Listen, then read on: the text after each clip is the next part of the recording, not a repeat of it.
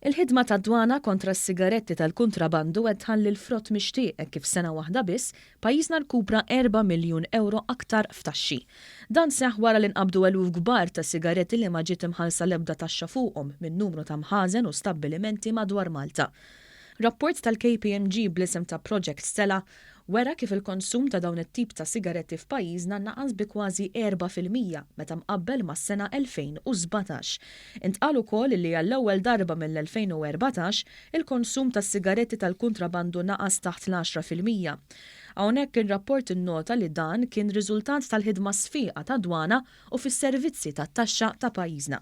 Ir-rapport innota wkoll kif is-suq tas-sigaretti tal-kontrabandu qed jiswa lill-ekonomija Ewropea mal-10 biljun euro fis-sena. Hawnhekk huwa stmat li s-sena l-oħra pajjiżna tilef ma' 12 miljun euro minħabba taxxi li ma ġewx imħallsa.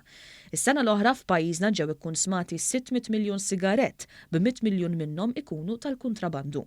Il-maġġoranza tas-sigaretti illegali li jitlu f'pajjiżna huma meqjusa bħala sigaretti folots li huma manifatturati bilan li jiġu mibjuwa illegalment.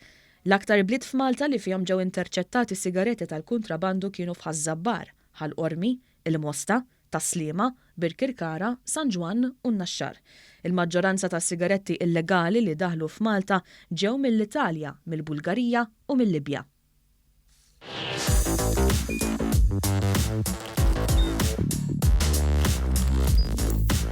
Idħol fuq one.com.mt u hemmhekk tista' tara l-programmi kollha li jxandru fuq One permezz ta' One Play.